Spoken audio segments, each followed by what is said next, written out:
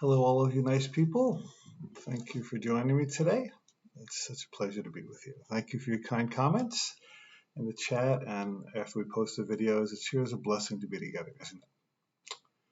So, a lady wrote in the other day after one of our lectures, and she said, uh, I feel pretty good, and I'm happy, and I'm doing well, and I'm feeling kind of guilty because so many people around me are depressed and suffering.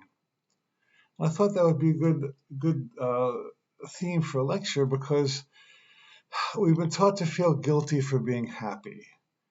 And the Course in Miracles tells us that the world is inside out and upside down, and that the values of the world are pretty much reversed from the values of God. So what I want to focus on with you today is the importance of maintaining your happiness and accepting it and not apologizing for it and not feeling guilty about it, and recognizing that your well-being is the greatest contribution you can make to the planet. A number of years ago, I was teaching a retreat at a spiritual retreat center, and they had a healing services and psychic readings and all kinds of fun stuff that were happening at this retreat center. And I was doing a 5-day retreat, and during lunch one day, some participants and I were sitting at a picnic table outside the snack bar. And afterwards, one of the ladies in the group got up and she very kindly stood behind me and she was massaging my shoulders. And I just closed my eyes and I was just loving it. And all of a sudden, I hear a deep voice say, "You can't do that here. Healing isn't allowed." And I thought that somebody was playing a joke. And I turned, and it wasn't so. There was a security guard from the retreat center who, big burly guy, kind of looked like a southern sheriff. And he says, "Can't heal here." He says, "Healing is allowed only in the healing temple. You have to stop that." And I thought he was joking, but he wasn't. So the lady sat down and we kind of got over it and finished our lunch. And as I'm walking back to my hotel room on campus after lunch, this very same security guard is approaching me. I thought, well, let me have some fun with this guy. So I say, "Sorry, Gerald. Sorry about that healing back there. I just don't know what came over me." And he said, "Yeah, that's right." He says, "We let you heal there, and before long, everybody be healing everywhere." I said, "Yeah, well, that's the last thing we want, isn't it?" He goes, "That's right." And I walked back to my hotel room and I just put the pillow over my head and I just roared with laughter because the irony of the situation was that the whole place was supposed to be for healing. But they had this rule that you can't heal except in the temple. And I remember that the rabbis admonished Jesus for healing on the Sabbath because the Jewish people had all these strict rules about when and how he could heal. And Jesus said to him, "Was the Sabbath made for man, or was the man made for the Sabbath?" So what we want to do is reverse our priorities and recognize that joy and happiness and gratitude and well-being are really the attitude that works, and they supersede the sort of unspoken rule that when other people are miserable, you have to be miserable too. But misery has enough company. Joy would sure like some more company. I remember Abraham once said, "You can't get miserable enough to make somebody else happy. And you can't get sick enough to make somebody else well. And you can't get poor enough to make somebody else wealthy. And you can't get dead enough to make somebody else live," which means that the method by which you get there is as important as where you want to get. So war is not the way to peace. And pain is not the way to health. And anxiety is not the way to happiness. See, you have to take the route to get there that equals where you want to get. So a lot of people say, "Well, how can I be happy when other people are hurting?" And I would suggest that when other people are hurting, that's the most important time to be happy. I mean, if you were in the hospital and you had mean, grumpy, miserable, anxious doctor come in to try to help you? Would you really want to work with him? Would you feel confident about his skills? You want somebody who at least has some confidence that they can help you. And so we don't want to be glib or condescending or cavalier about what's going on in the world. I mean, obviously there's some dark things happening on the planet. People are ill, people are dying, there's an economic downturn, people don't have jobs, some people are losing their money. So this is a serious situation, and we're not overlooking it, we're not denying it. But we are asking, what is my role in fixing it? And more sorrow and suffering and fear is certainly not contributing to fixing it. You want to be a happy healer. You don't want to be a miserable healer. And what I'm doing, each in our own way, we're contributing. I'm doing these broadcasts, which I enjoy very much, and I hope they're helping others. We are hiring some people to come do work at our house to keep the economy moving. We're making contributions to the local food bank. We're trying to be upbeat wherever we go. We're laughing. We have to stand 6 feet from the other person waiting at the cashier. We're just laughing about it and talking and smiling and waving through our masks. So it's not what's happening that determines our experience. It's how we're looking at and relating to what's happening that determines our experience. A Course in Miracles says the world is neutral. It's a blank screen onto which we project our thoughts. And so the attitude that you're looking at it through determines what happens. Now, I was speaking to a woman the other day, coaching her, and she was saying that she's always worried about her son. And he's grown up now, and he's not marrying the right person, and he has the wrong job, and on and on and on. And she said, I just love him so much. I'm so worried about him. And I said to her, my dear, worry is not a form of love. Worry is not a form of love. Worry is an expression of fear. All worry is fear-based. And as I said many times, the Course says that there's only fear and there's only love and there's nothing in between. So where you're coming from makes a difference in the results you attain. If you're worried about the world, if you're worried about people, you're part of the problem, not the solution, because you're contributing to the bank of fear that is oppressing many people these days. Now, go out and help, do what you can, but do it not from a base of fear, do it from a base of creativity and joy and well-being. Now, people who have gone through suffering and come out on the other side are often the best models for how to handle hardship. People who haven't suffered much are not that they need to suffer, but people have learned through difficulty that attitude makes a huge difference. Now, my father passed away when I was about 18 years old. It was hard for me. And I received many lovely expressions of sympathy and kindness from my friends.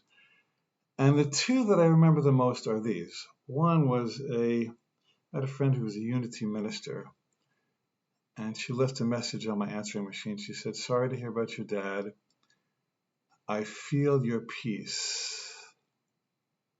And so what she was doing was affirming the part of me that was peaceful. Now, there was a part of me that was grieving and upset, certainly.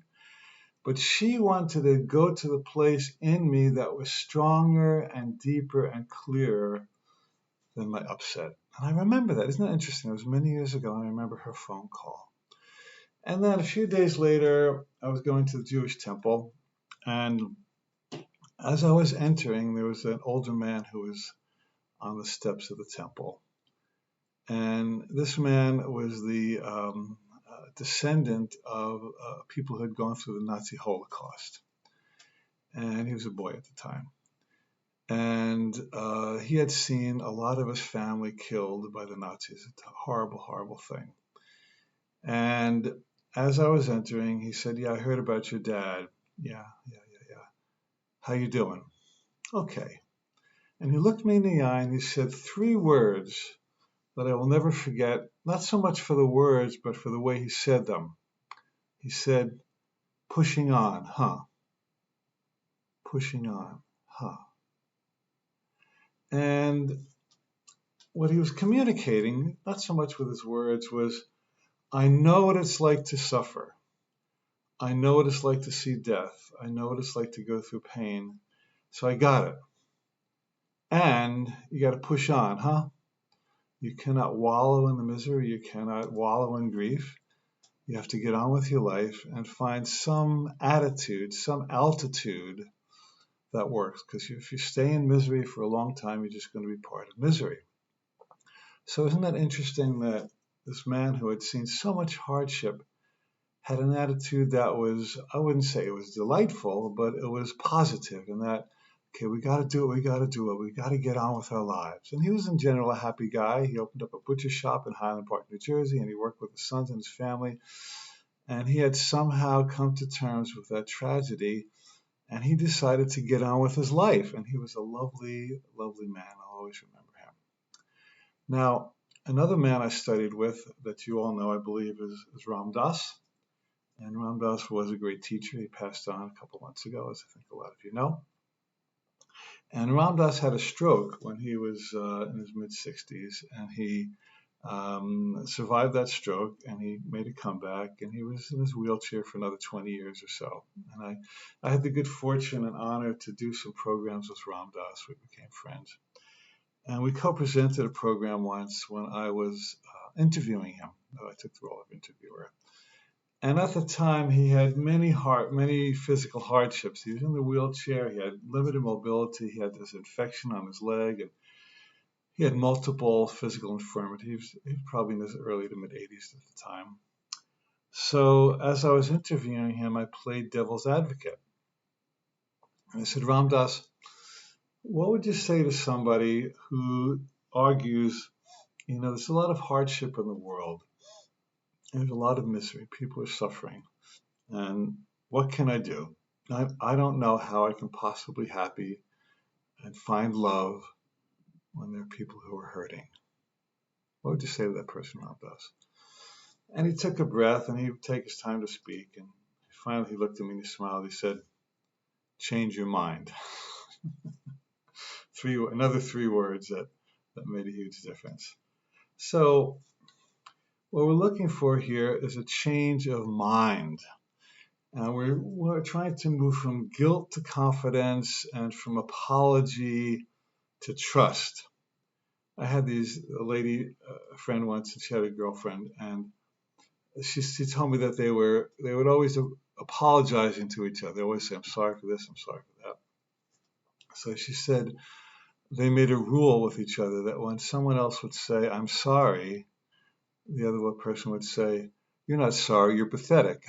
So they came up with this unique scheme to curb them from apologizing. And so let's underscore that all guilt is learned, that no child is born with guilt. And one of the reasons we like to be around children is that they're fresh out of heaven. They remember who they are. They remember God. They remember that they're here to celebrate and have fun. They may fall down, but they get up. They fall down, they cry, they laugh, they change emotions 100 times in a day.